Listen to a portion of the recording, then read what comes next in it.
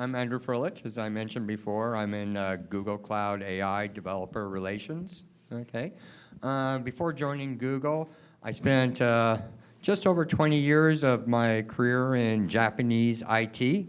I was originally a research scientist, and then I led research teams. All this stuff was before modern AI and deep learning. We could do all those things back then, so I worked on augmented reality. I worked on telepresence. The last thing I did was autonomous vehicles. We had no deep learning. We just had to we'd have staffs of like hundreds of PhD people and spend just massive millions of dollars, and it's just amazing how deep learning has changed all that.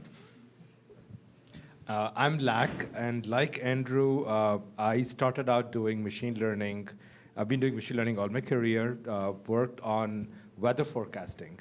So if you've ever been in a plane that got delayed, you can blame the models that I built.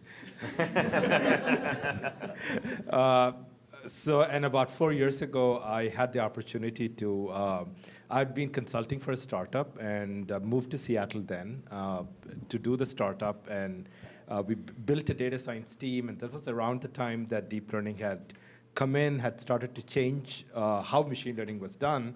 It was also the time when cloud was becoming very popular. And so at the startup, we did everything with cloud using more modern techniques. And like a year later, I said, okay, now where do I go if I want to do both cloud and machine learning? And like there was a pretty obvious place, and here's where I am. Hello, everyone, again. I'm Allie Mousavi, a resident at Google Brain here in Kirkland office. I did my undergrad in Iran at Sharif University. I did electrical engineering at that time. And then I remember that at the end of my undergraduate studies, I wanted to do information theory.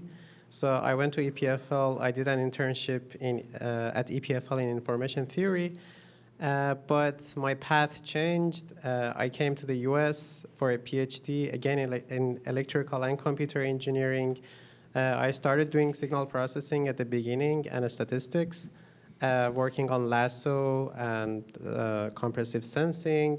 And then after my master, I started to shift toward machine learning. So my focus in my PhD was developing machine learning techniques for inverse problems. And even at the beginning of my PhD, I started my PhD with the goal of becoming a university professor. But as I was approaching the end of my PhD, I noticed that even university professors are joining Google. So it was a tough decision for me, but at the end of my PhD, I had two offers. One was from Google, and the other one was a faculty position at Texas A&M University, CS department. But I chose Google over academia, and I'm here right now. Hello, I'm Alexandra Foust. I lead task and motion planning team with robotics at Google. I guess that's what we're called now. Before Google Brain, I was with Waymo, working on the motion planning there and machine learning. And before that, I was with Sandia National Labs. And my research interest has been in reinforcement learning for robotics before it was deep. When I was in Sandia, I was working on the satellite systems, back good old planning with no machine learning and so on, and I decided to go and get PhD kind of later on. And one of the things that the head research scientist of that project told me, like, okay, you're gonna go and you're gonna do your machine learning, but you know what? I'm not putting any of your learning stuff onto the system unless there are proofs in it.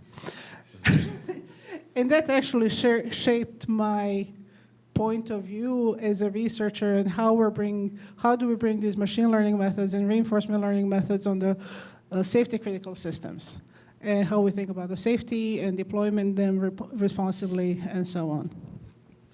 Thank you. Even for myself, it was actually really valuable to hear the background, and I'm really happy with the fact that the team actually found folks with such diverse backgrounds, diverse experience, that I feel that this is a good question to kick things off. It's a bit of a loaded question for all of you. With you all being in the industry for the period of time that you have, you've seen a lot evolve in machine learning and artificial intelligence. Considering what you've seen in the past and considering what you see today, what would you say for anyone who's going into machine learning, artificial intelligence, is one of the biggest challenges today in machine learning and artificial intelligence? Whoever wants to take the first stab at it.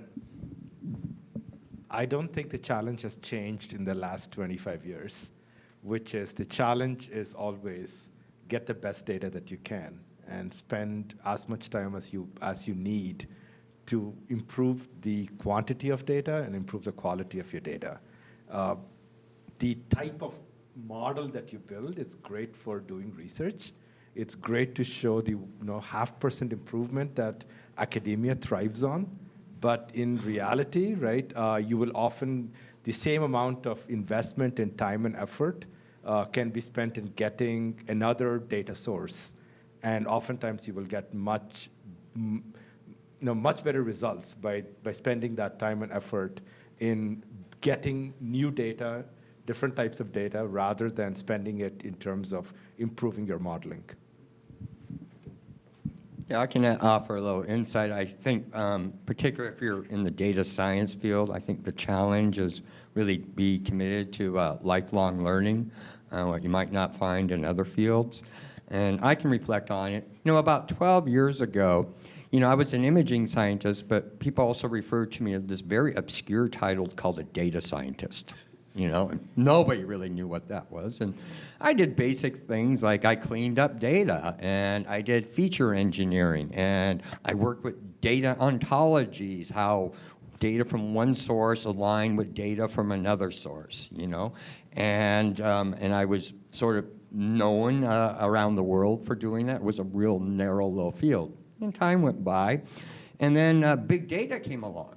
And you had to know now how MapReduce, and you had to know Hive, and you had to know Hadoop. And I didn't know that stuff. And suddenly, I wasn't a data scientist. I was going, what? And so, of course, I had to learn all that stuff. And, one day, I'm back to being a data scientist and happily going on. Life was just fine. And but during all that time, in my graduate programs, yeah, I learned statistics and all that, but I never used them in my job. And I never thought I would have to.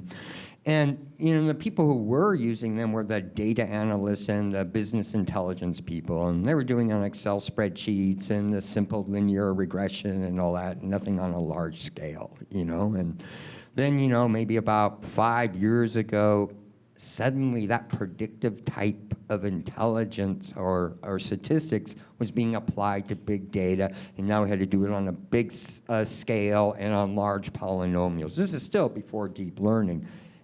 For 30 years had gone by. I had forgotten my statistics, and so once again, I wasn't a data scientist.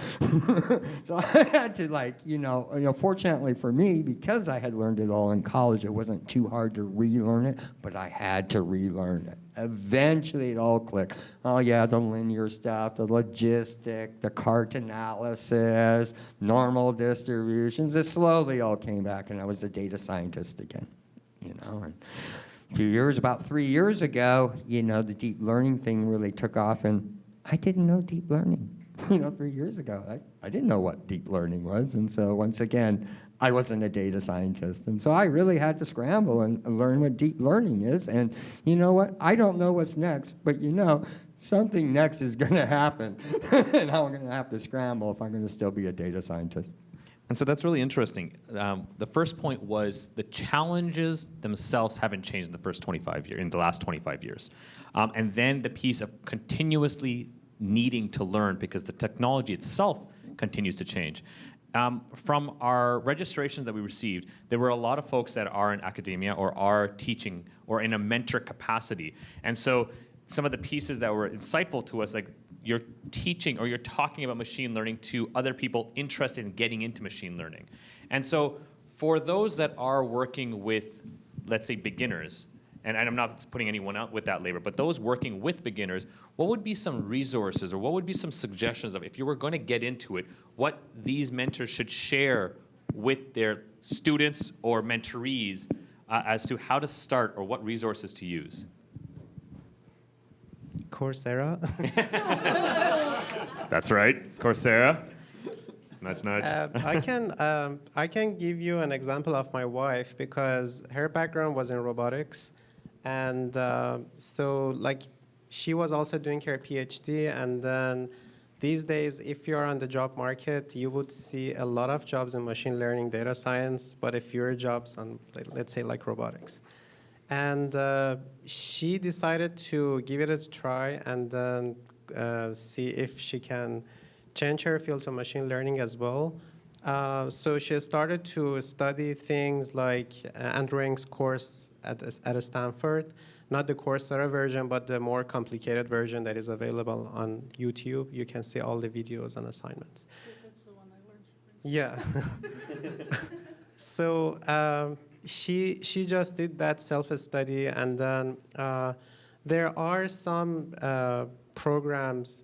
Particularly, there are some like data science programs. So there was a fellowship.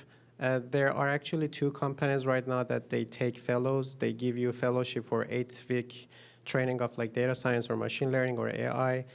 One of them is called like Insights. One of them is called the Data Incubator. You can apply. They have this 8-week program every semester, every quarter, I guess.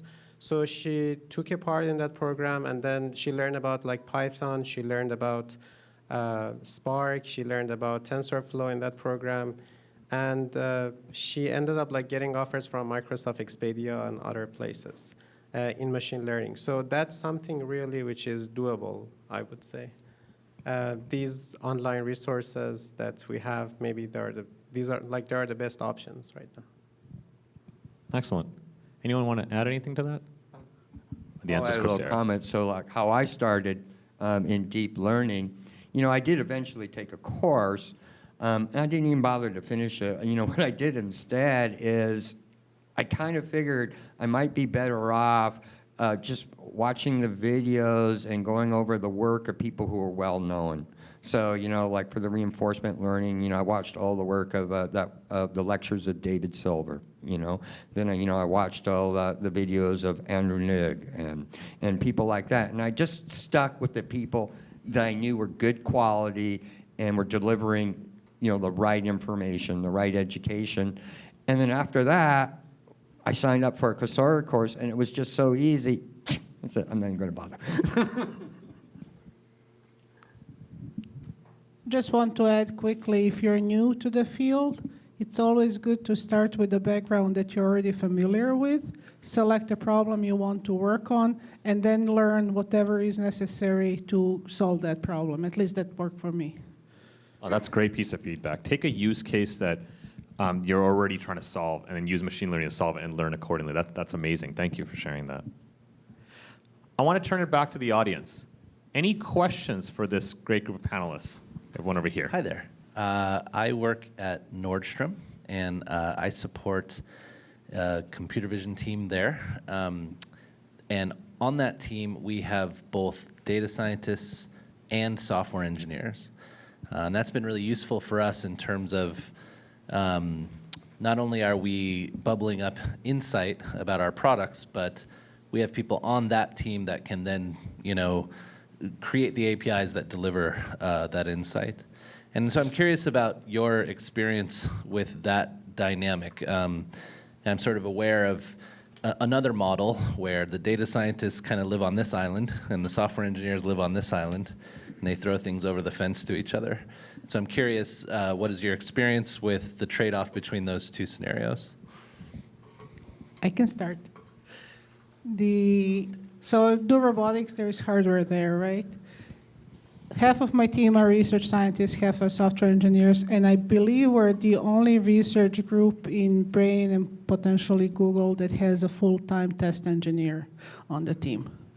And I think that's been really crucial to get this system going up and running. It's nowhere near as perfect, right? But it's starting to kind of look like a system. And having that close connection between the two and integrating and taking care of the code and doing good software engineering practices, I think it's incredibly important. That's my take.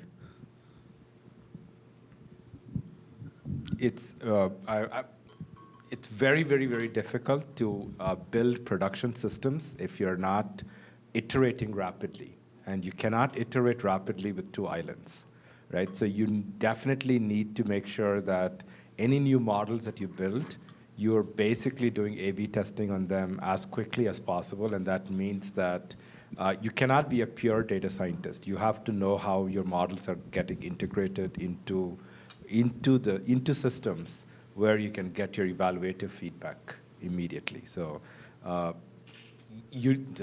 think that's just another way of saying you basically need to make sure that your data scientists are engineers too, and that your engineers understand the models that are being put into production. Thanks for that question. Go ahead. It's on. Hi, I'm a data scientist also at Nordstrom. When I look at a lot of the presentations and the material available online, a significant percentage of it, I can't give you an exact number, is almost image processing or computer vision or NLP. And it's kind of frustrating because those are extremely rich data sets where it's easy to get as creative as you want with the deep learning methodology. So what is advice, like once you get into business problems, where getting good data is probably most of the work,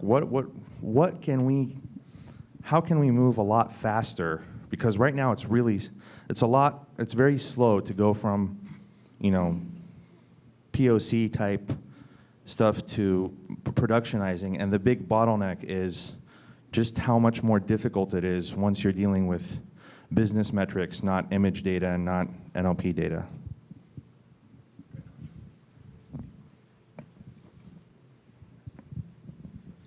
Yeah, I think the reason you saw a lot of big giant advances first in vision and then MLP is that the data has spatial relationships.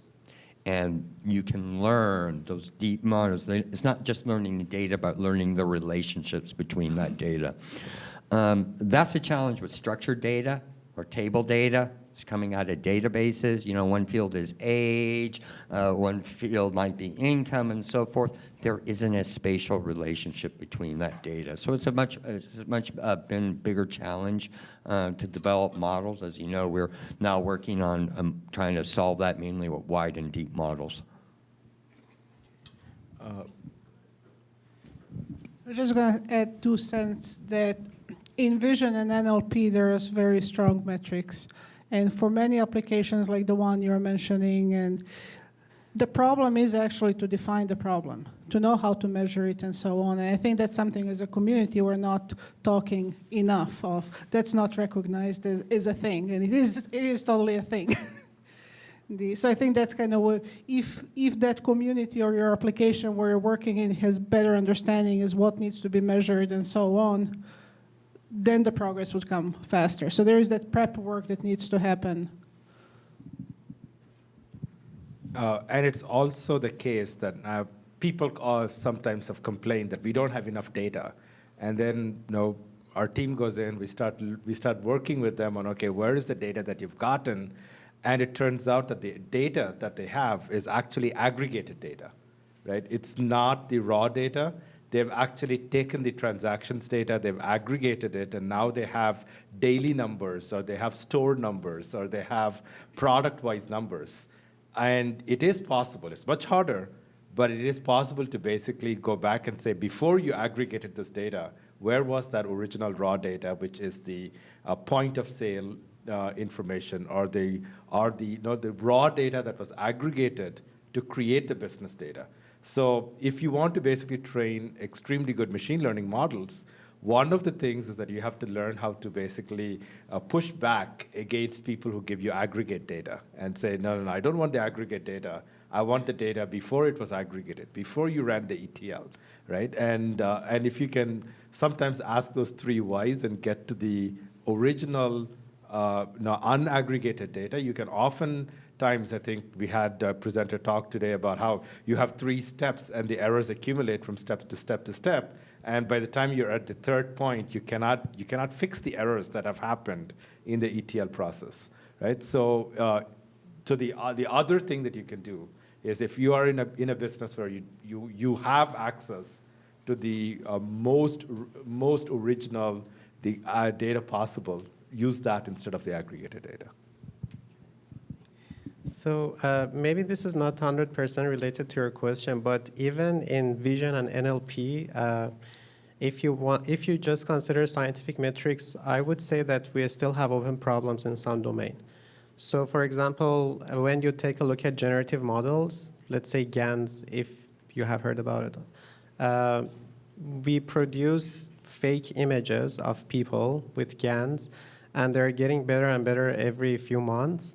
But we still don't have a clear metric which we can measure how good a fake generated image is. So even that is an active area of research in the research community. So it's not just the problem with business metrics. Even we have problems in the research community with computer vision or NLP metrics themselves. That's a great question. Thank you. We have another one here. Hi, I'm a data scientist in the neurosciences, and a lot of my job involves making machine learning models, but then also interpreting the relationships between the input features and the output features. And of course, for this, we need interpretable machine learning models. So I wanted to ask you, how important do you think interpretability in machine learning is currently? Well, we have, I think, a separate team at Google working on interpretability. So it means that Google cares about this issue very much. But in terms of details, I'm not sure that much about the details. Maybe I can route you to the correct person. Yeah, I'll just on that one point you to a recently released tool we have called I think it's called What If tool, right? Right. I'm not too familiar with it yet, but it is a tool that allows you to take your model, and while you're doing inference, it's showing you what's happening inside your model and what type of features are contributing to the outcomes.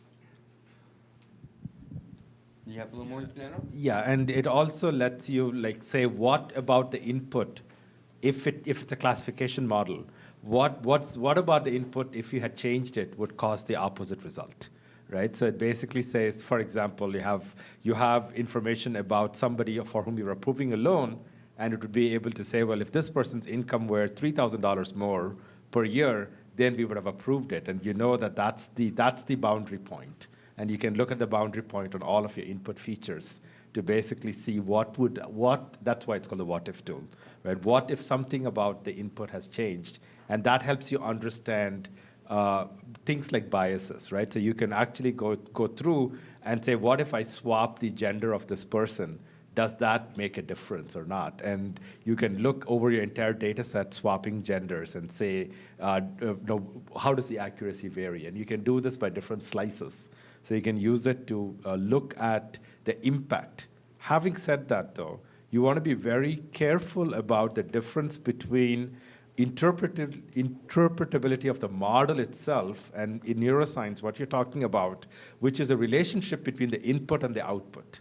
Because those are two very different things, right? The relationship between the input and the output is you're asking about the relationship in the real world. And the interpretive of the model is basically telling you what this model has learned, and different models are going to learn different things from the same underlying data set, right? And so you have to be very careful that you are not assigning meaning to those features, because the relationship between the input and the output feature is only the explainability of that model, right? And what you're asking for is learning the physical relationship, and those are two very different things, and you want to make sure that you don't mix one with the other. Yeah, I'll add a little more.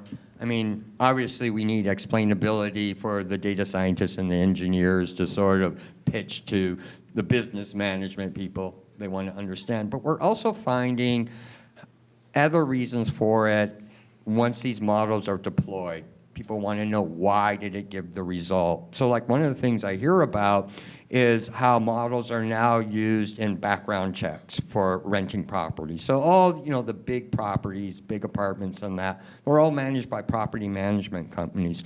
And they outsource all their background checks to these giant conglomerate companies that are licensed and bonded.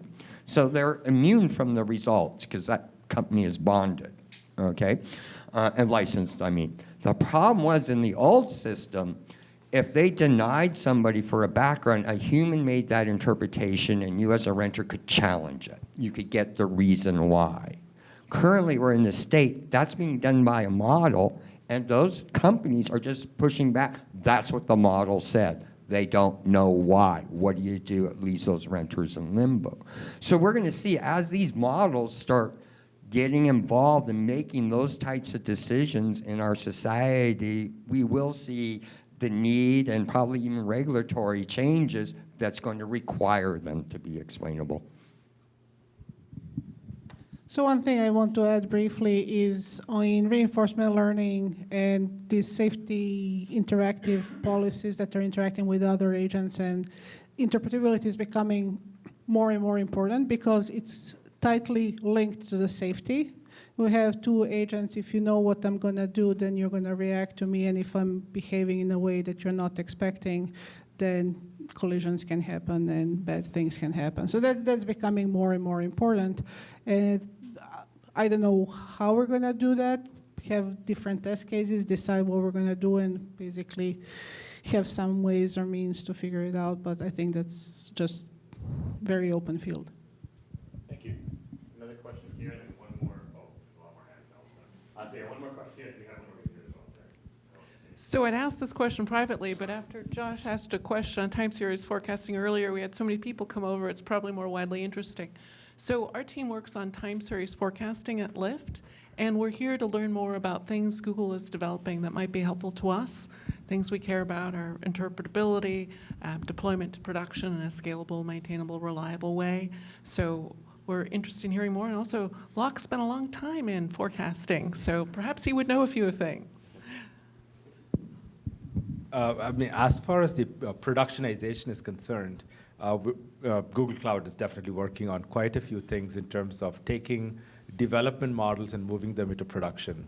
Kubeflow Pipelines is our open source version of that, and we're obviously creating managed versions of it to basically make them serverless. And the basic idea being that you develop a model using open source technologies, and then you're able to move them into production, you're able to do interpretability of those things, right? So that's one aspect of it. The other question that you asked was for time series. So that now it's a like specific type of models, and of course, then you're basically AutoML tables does support time series, and we'll be adding it to other tools as well. Oh, sorry. Here's another question.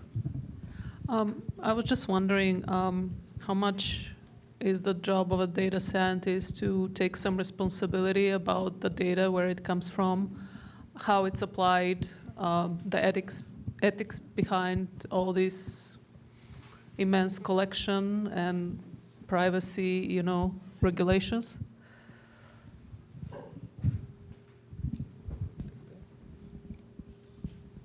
I mean, at one level, it's everyone's responsibility, right? Everyone in a company who touches the data has to follow data hygiene. You have to make sure that that the governance is in place, that you're following regulation, that you're being compliant. All of that is like table stakes, right? You have to do those things. What is it? Any extra thing beyond that basics that everyone in the company needs to do as a data scientist? I think we have to be aware of the of how biases in the data collection are going to impact the biases of the models. And usually we discover that after we create a model and we look at the explainability of the model, and then you want to basically go back and make sure that it is not just the artifact of the particular model you chose, but an artifact of how the data got collected, and then walk back to how you collected the data. Was it a survey, or was it that it was collected on transactions in only certain types of stores or certain neighborhoods? All of those kinds of things, you have to be aware of them. But I think that comes about as a course of your work, and when that happens, we need to have the processes in place to basically be good citizens. Just wanted to add that Google is very active on federated learning or on-device machine learning. So we have a huge research team which is working on it. And one of the goals of that project is to make sure that user data is private. So which means that, so in federated learning, instead of having a centralized system for processing data, let's say we all have cell phones. In federated learning scenario, our data is going to be processed on our devices instead of being sent to the server. And then the update on the model, which is specific for us, which is actually personalized for us, is based on our own data on our device. So nothing is going to be sent to Google servers. Everything is going to be happen on our phone in a very private way. So this is something which is taken very seriously. And so Google, at least in the research community of Googlers, we have these AI principles that we have to take care of it even when we want to work on a research project. And one of the issues is this privacy, that they take it very seriously. I have a non-technical question, more related to some sort of a malicious use of AI. So let's say we now live in a world of fake media, fake news reports, and the deep fakes are now emerging, and I think in a few years they're going to explode. And the question is, what do you think is the social impact of this to the unprepared population for this? And what is the scientific community doing about it to combat it, to be ready to, I don't know, provide tools to figure out what's fake and what's not? And what would be your opinion on this? I think it's a tough question, but whenever I think about this sort of question, I would say that we already have this sort of problems in our society. So for example, maybe the simplest example is advertisement that we have right now. So you're watching a TV, they show you a shampoo that after the advertisement, you get this feeling that, okay, if I put that shampoo on my hair, it's going to be super brilliant, super blah, blah, but it's nothing that much serious is going to happen. So even we are being fooled right now by advertisements or other things. But this crosses in a different area. So yeah. You see a video of some politician saying something that was never said, and really this influences elections. I mean, we're going to very serious things now. Sure. At least to the extent that I can say, I know that even in Facebook or Google, there are teams that are working on this fake news detection. But what is the perfect solution? We do not have a perfect solution. One problem is that fake news sometimes is a subjective phenomenon. So maybe something is fake from my perspective, but right from other people's perspective. Oh. Yeah, I'll add a comment to that. I mean, I do anticipate it's going to, cause some social change that we can anticipate. If we look at our sensory information, what people say or write, we're already naturally skeptic of, and that's kind of what you were implying. That's not going to change, but we trust what we hear and what we see. And if we're going to move in an age where now we have to, as an individual, become skeptic in what we see and what we hear, that really is going to cause some kind of social change and adaptation. Thank you for that. We're going to have one more question here, one over there, and then I apologize. I know there were a lot of other hands up. We're going to have to park that for later. Again, they're all going to be available during the networking time. So just two more questions now, 1 and 2. Here you go. You're first. Okay. Hi, thank you. ML is in some ways a very research-driven field. Obviously, all of you are researchers or data scientists with an emphasis on scientists. I'm more of a data peasant, I guess. I work in the data fields. But I often find that because of the nature of the job, even though I'm more of an industrial person, I do have to be conversant in, say, the research that's being published at NIPS and ICML and all of these places. And sometimes that can be a struggle for me because I don't have the same academic background. Do you have any advice for folks who are in that situation of trying to read the current literature and not having been around for the older stuff, so coming into the field sort of in medias res? Yeah. Do you want to begin? No, go ahead. Okay. One personal experience that I have was Google Air residency program. So the goal of the program was to gather people from different backgrounds that were not specifically machine learning and like teach them how to do AI and machine learning. So at the beginning of the program, we had this task for re-implementation of a paper. So the task was, we were choosing a paper on our own that was related to ML or AI. And then the goal of the task was to re-implement it so that like we get used to using like TensorFlow, Python, all these things.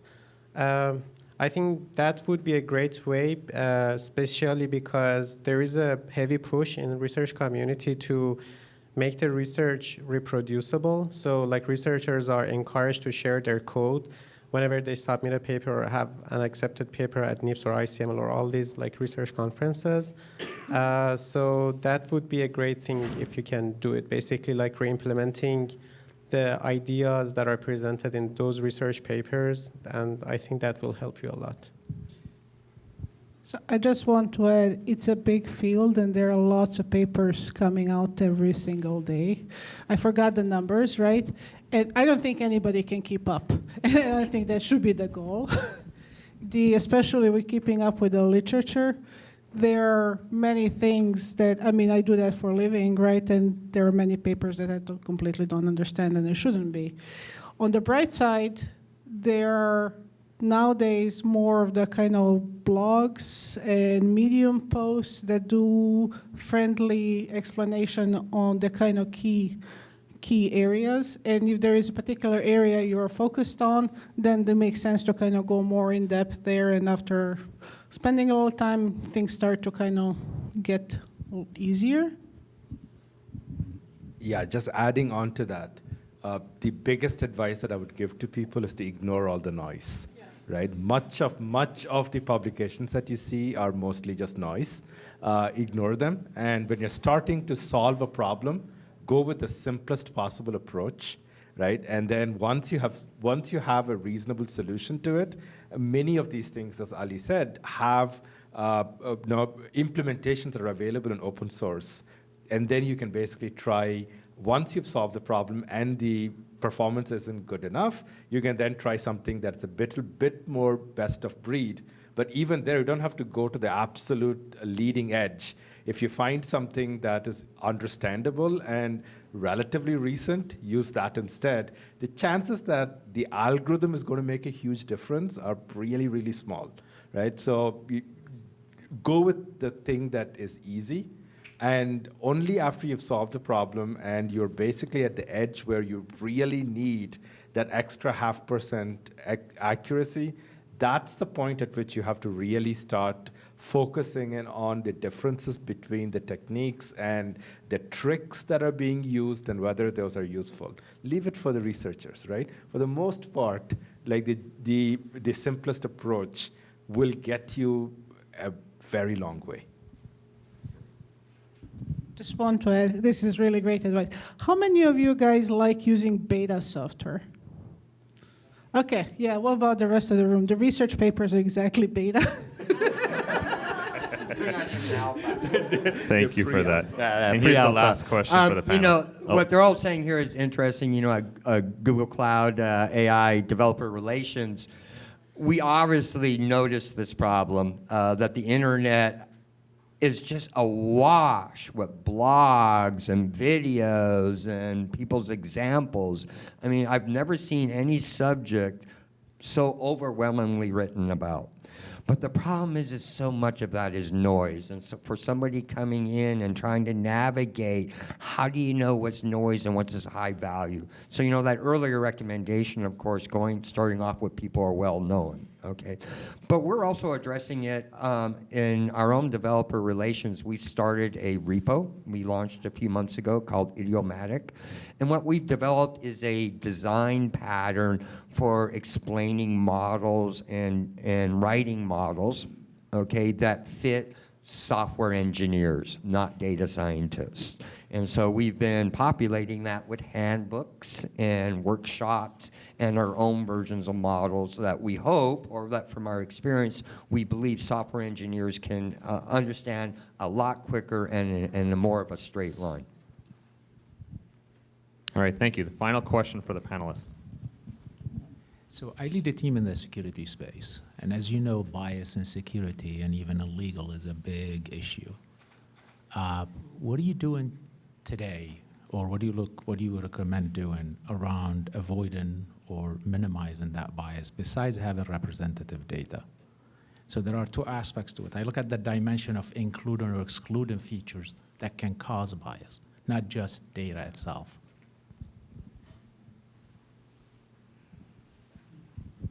We all understand that? No. Okay, let's try that one more time. All right, when it looks at the bias aspect of it, of course, including more data can give you the aspect, but the other ones is actually including or excluding certain features that can cause bias. That's where my question is. How do you actually avoid falling in those issues because you've included certain features or excluded certain features that can cause bias? That's a really complex topic. So the question was, how do you basically do whether you include a feature, exclude a feature, and whether it adds or contributes to bias? That's an extremely complex topic because it turns out that the definition of ML fairness is itself a difficult problem. Okay, so what I'll encourage you to do is to basically go ahead and look at, just do a Google search for ML fairness, and there's a very nice article by a group called PAIR, P-A-I-R, that actually goes into different possible things that you might want to optimize. So you may want to be agnostic as to the feature that you want to be biased against, which is the right answer in some situations. You may want to be may want to mirror the probability of the population that you're actually predicting for in some other cases. So it really depends on the problem. And so go ahead and look at the article on ML fairness by this group called PAIR. Yeah, I think another thing you want to look at, you know, sometimes we think the problem with fairness is, you know, a bias, let's say like gender, okay? That if everything else was the same, you know, the decision, let's say a yes or no decision, maybe a male gets yes more often than a female, maybe we should take the gender out. But that's not really the bias that we're mainly concerned about. There are other social biases in society where people are at a little bit of a disadvantage, okay? And so like getting loans, there might be one group where they deserve to get loans as often as other people, but the reality as a whole, if you look at the data, they don't have the same median income and other features. So one of the ways, like let's say you're a financial institution, you know, you can't change reality out there. But what you can do is, what we sometimes do is we look at resampling. So we take the data that has the positive bias, and we're going to resample it, and then the feature in there that's causing the bias, we're going to flip it to the other one. Okay, and that way it kind of changes the model, and we're shifting the bias out. Thank you. Social engineering the model. Thank you very much. I was told to cut this off, I think, 30 minutes ago. But I refused to do that just because of how engaging everything was, and there was a lot of insight that all of you provided. So thank you very much for being part of this panel. Thank you all.